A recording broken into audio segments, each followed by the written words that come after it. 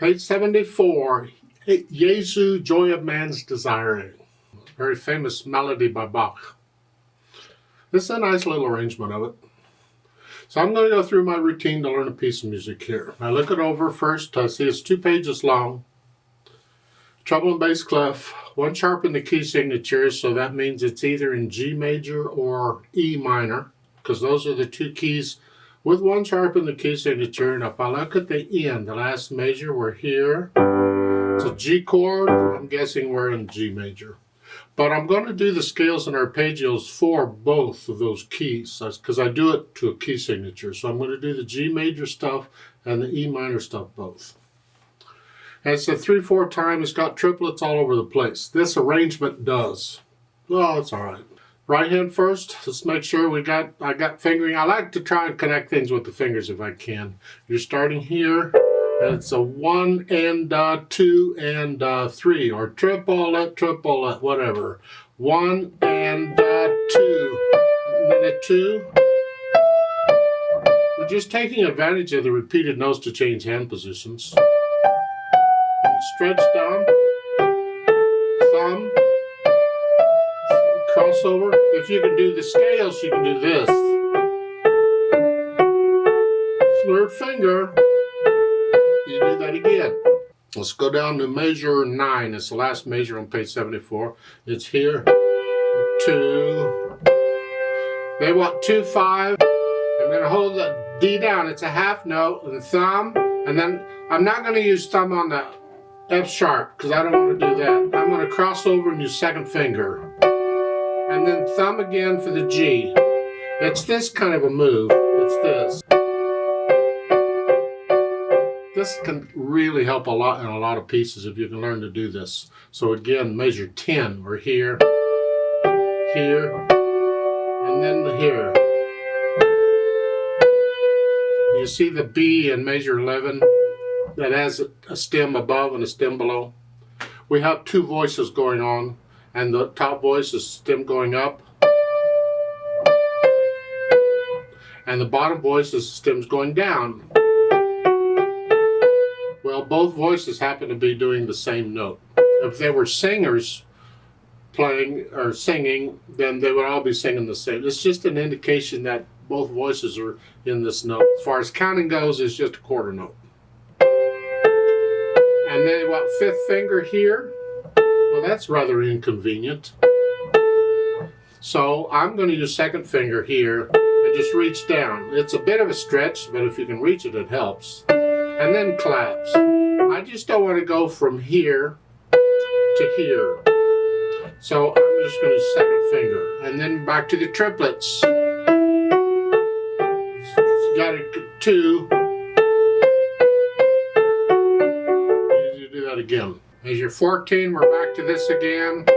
And measure 15, we come down, use 4th finger on the quarter note. And this way I can use 3 and measure 16.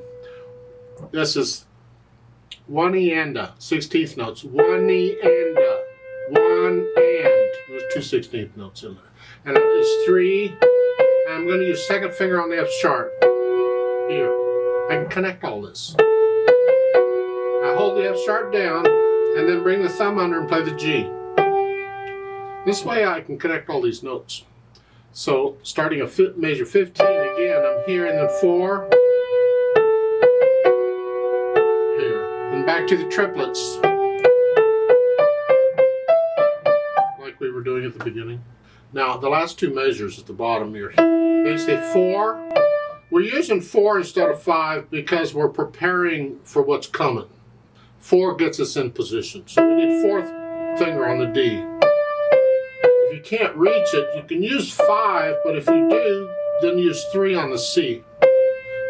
We want to be in this position, not this position. If you use 5, you're in this position. So if you do use 5, scratch up and get here.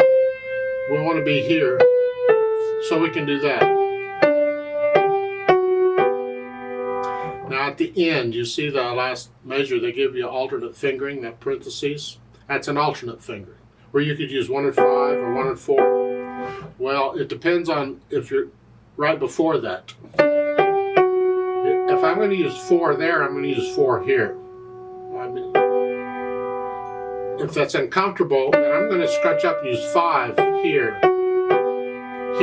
for the last triplet. I can use 5-4 here. That's your choice. You decide which. Left hand, let's see what it's doing. It's just quarter notes. Try and connect these if you can. 2, 1. That's fine. You can. You don't have to. You can play both with second finger if you'd like.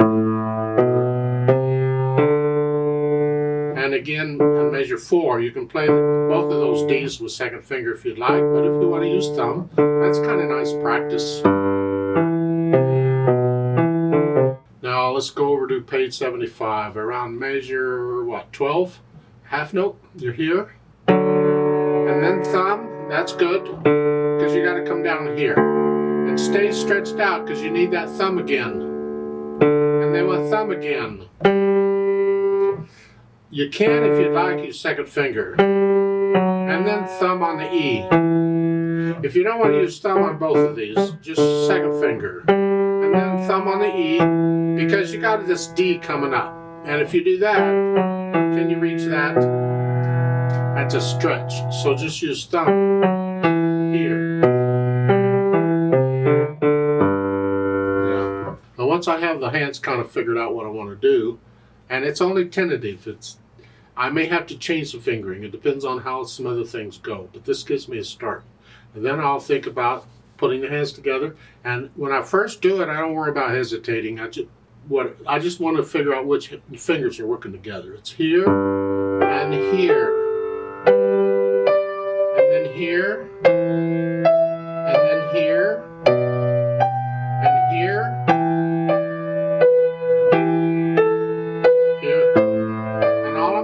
Just going through it, making sure I can get the hands working together. And then I go back through it a few hundred times or whatever and work on the hard parts and all of it and get rid of the hesitations. I keep it slow, but no hesitations anywhere. Steady beat throughout. And once I can do that, then I add the articulation. Now this is pretty connected, but you can add the phrasing if you want, if you can figure out where it is. The left hand, well, there's a difference of opinion on the left hand in this style of music. You can slightly connect these notes, but when they're next to each other, I tend to connect them.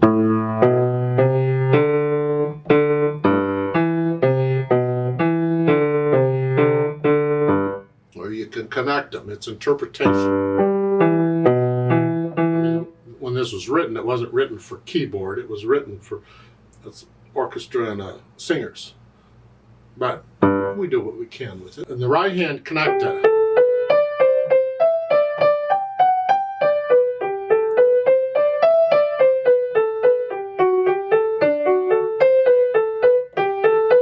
There.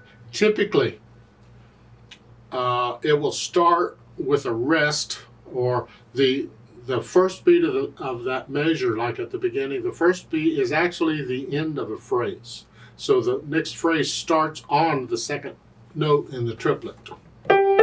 So when you get to measure 5, you can lift up, because it ends there throughout pretty much. Now when you get down to measure 9, this part, you connect all this together. Now if you want, lift up there. So the triplet the phrase starts with the second beat of the second note of the triplet.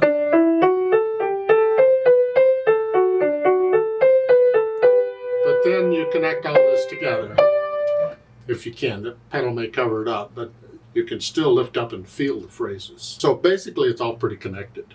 As for the dynamics, well, MP is mezzo piano and sort of soft, and in this piece it's the right hand. This, whatever you think sort of soft is, this left hand needs to be soft. Now when you get down to measure 8, you're going to come up a little bit. Don't get loud to measure 9. And I kind of do it like a beat at a time, so it's sort of soft, a little louder, and a little louder, loud. Take your time.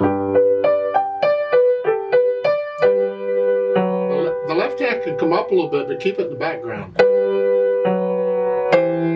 And then on measure 12, this left hand needs to be very soft here. And this is soft. So measure 11, you're here. And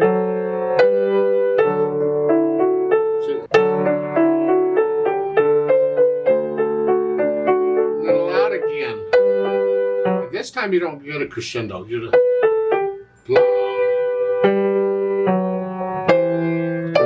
So forth. And then again at measure 16, you're loud here. And then now they want the soft here. I would still, the first note in measure 17 is still sort of at least a medium loud. And then soft. So.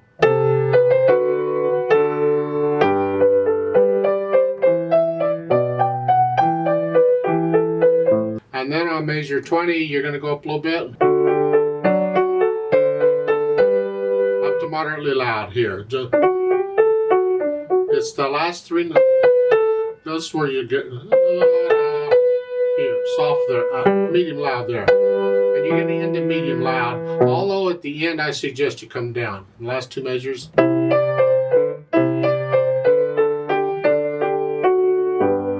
you want to slow down a little bit, that's fine too.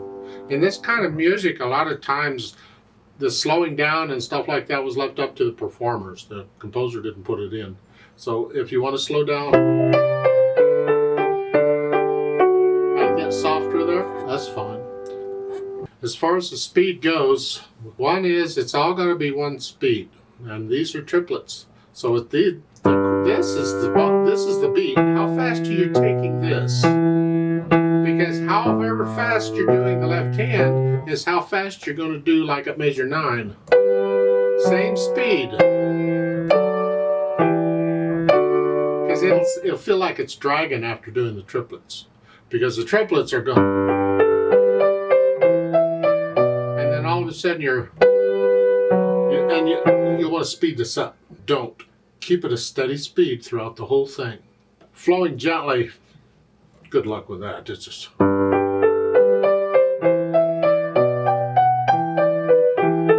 Now, they've added pedal. You don't need pedal on this piece. I mean, Myra Hess did a really nice arrangement of this. She was a harpsichord player, but I've heard her, there's a recording on YouTube of her playing it on piano. I would not use pedal any more than I had to on this because it just messes up the triplets. It blurs them all up. But they're showing pedal like on each measure or each beat. So push the notes down first and then the pedal. So the pedal is going to overlap here a little bit. It's here. You get the idea, I hope. And that's what they're doing pretty much throughout. I mean, you can see a few little differences in there. If that's the way you want to do it, that's fine. In my mind, I would just as soon leave pedal out for the triplets.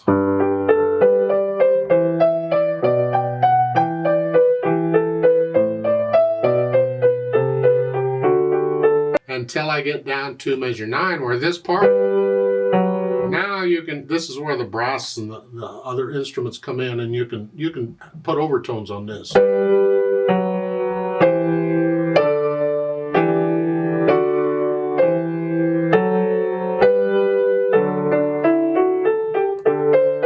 But otherwise, I wouldn't pedal the triplets. It's a nice contrast between that. Now when you get to measure 14, again, you'd want to pedal that. Every beat. Well, I say every beat, pretty much every beat.